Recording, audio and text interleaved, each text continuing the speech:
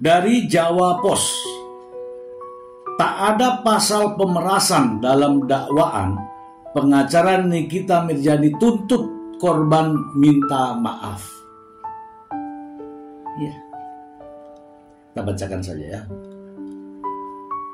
Jawa Poscom, Fahmi Bahmid selaku kuasa hukum Nikita Mirzani bisa sedikit bernapas lega atas dakwaan yang dibacakan Jaksa Penuntut Umum JPU dalam sidang dakwaan yang berlangsung pada hari Selasa 24 Juni 2025 di Pengadilan Negeri Jakarta Selatan. Fahmi Bahmid lega karena kasus pemerasan yang sempat santer beredar dalam laporan polisi Reza Gladys tidak muncul dalam dakwaan jaksa. Pasal yang selama ini disangkakan pasal yang dilaporkan adalah pasal pemerasan, pasal 368. Sampai Nikita Mirzani ditahan adalah pasal 368 tentang pemerasan. Tapi begitu masuk dalam surat dakwaan itu tidak ada kata Fahmi Bahmid. Dengan tidak adanya pasal pemerasan dalam dakwaan jaksa, maka pihak Nikita Mirzani menuntut Reza Gladys selaku pelapor atau korban untuk meminta maaf dalam rentang waktu 7 kali 24 jam. Yang terpenting clear tadi dengan adanya pembacaan dakwaan, maka secara sah tidak ada tindak pidana pemerasan. Jadi saya kasih waktu 7 kali 24 jam untuk segera minta maaf kepada Nikita Mirzani, pungkasnya. Oke, teman-teman, saya juga punya videonya terkait pernyataan dari Fahmi Bahmid yang menyatakan bahwa hal seperti itu tadi tidak ada pasal pemerasan. Berikut ini, mari kita simak bersama. Minggu depan kita mengajukan eksepsi.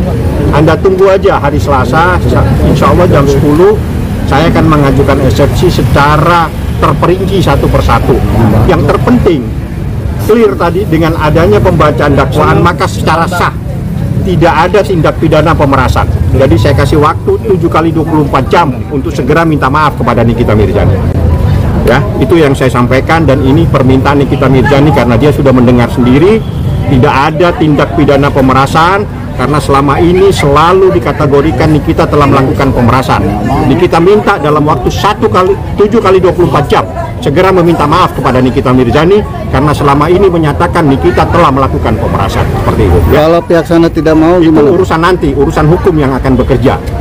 Ya, karena kalau kita minta supaya minta maaf itu kan urusan moral. Tapi kalau tidak mau, urusan hukum yang akan berjalan. Seperti itu. Ya. Oke, ada lagi yang mau ditanyakan? Minggu depan eksepsi, Anda tunggu eksepsinya seperti apa saja. Saya yakin video inilah yang membuat teman-teman ya, para netizen ya, fan-fan daripada Nikita Mirzani rajin berkomentar terkait dengan hal ini. Katanya tidak ada pemerasan ya dari video ini. Begini teman-teman, sebenarnya saya nggak enak, saya mau ngasih tahu itu nggak enak.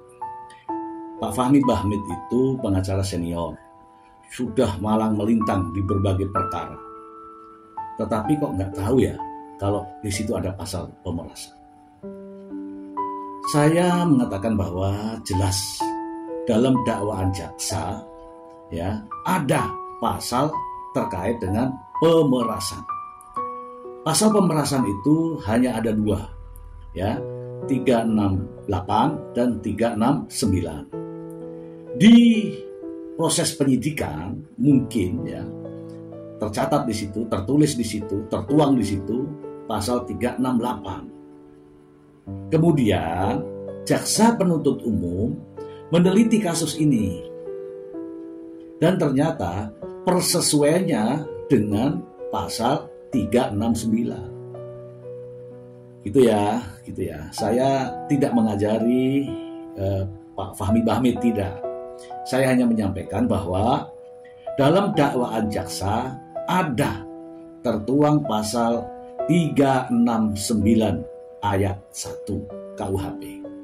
Secara umum, secara keseluruhan dakwaannya adalah pasal 45 ayat 10, junto pasal 27B ya, ayat 1, kemudian junto pasal 55 ayat 1 ke 1, kemudian pasal 369, pasal 369 ayat 1, KUHP, junto pasal 55 ayat 1 ke 1. Kemudian Undang-Undang Nomor 8 Tahun 2010 pasal 3 pasal 3 tentang tindak pidana pencucian uang.